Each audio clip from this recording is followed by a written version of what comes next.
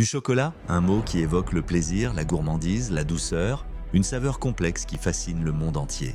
Mais avant de devenir cette tablette que nous aimons tant, le cacao a parcouru un long chemin. Son histoire est une odyssée fascinante qui traverse les continents et les époques. Un voyage qui a commencé il y a des milliers d'années, non pas sur les terres africaines que nous associons aujourd'hui à sa culture, mais bien plus loin, au cœur d'une autre jungle luxuriante.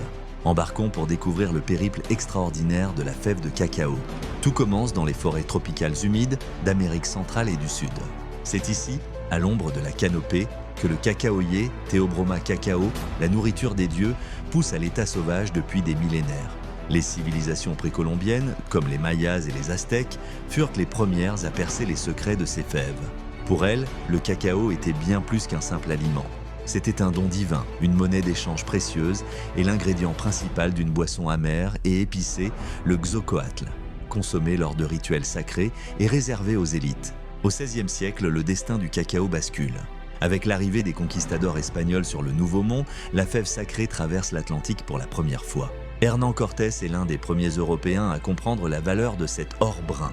Il le rapporte en Espagne, où la boisson chocolatée est d'abord accueillie avec méfiance. Mais rapidement, en y ajoutant du sucre et de la vanille, la cour espagnole se prend de passion pour ce breuvage exotique. Le secret est jalousement gardé pendant près d'un siècle, mais finit par se répandre dans les cercles aristocratiques de toute l'Europe, devenant le symbole du luxe et du raffinement. La demande européenne pour le chocolat explose, mais la culture du cacaoyer reste confinée à ses terres d'origine en Amérique latine. C'est alors que les puissances coloniales européennes cherchent de nouveaux territoires pour établir leurs propres plantations et s'assurer un approvisionnement stable. Au XIXe siècle, les colons portugais, britanniques et français entreprennent de transplanter le cacaoyer. Leur regard se tourne vers un autre continent aux conditions prometteuses, l'Afrique. La fève, après avoir traversé l'Atlantique vers l'Est, s'apprête à faire le voyage inverse mais vers une nouvelle destination. L'Afrique de l'Ouest, avec sa ceinture du cacao qui s'étend le long du golfe de Guinée, se révèle être une terre d'accueil exceptionnelle. Le climat chaud et humide, les pluies abondantes et les sols riches offrent des conditions idéales très similaires à celles de son berceau amazonien. Des pays comme São Tomé et Principe, le Ghana, la Côte d'Ivoire et le Nigeria voient l'émergence rapide de plantations. Le cacaoyer s'y adapte si bien qu'il prospère, donnant des cabosses généreuses aux couleurs vives, promesse d'une récolte abondante. Cette nouvelle culture transforme profondément les paysages et les sociétés. Le cacao devient une culture de rente essentielle pour des millions de petits agriculteurs. De la récolte minutieuse des cabosses à la main, à l'écabossage pour en extraire les précieuses fèves, puis à leur fermentation et leur séchage au soleil, chaque étape est un savoir-faire transmis de génération en génération. Autour des plantations, des communautés entières s'organisent, vivant au rythme des saisons du cacao. Cette fève a façonné leur quotidien, leur économie et leur identité.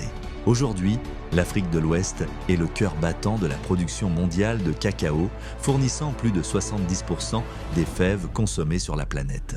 La Côte d'Ivoire et le Ghana sont les deux géants incontestés de cette industrie. Les vastes étendues de cacaoyer, visibles depuis le ciel, témoignent de l'ampleur de cette culture qui a redessiné l'économie agricole du continent. Des centres de collecte aux ports d'exportation, le cacao est au centre d'une chaîne logistique complexe qui relie les villages africains aux chocolatiers du monde entier. De la forêt amazonienne aux cours royales d'Europe, puis des navires coloniaux aux plantations familiales d'Afrique, le voyage du cacao est une histoire de rencontres, de transformation et d'adaptation.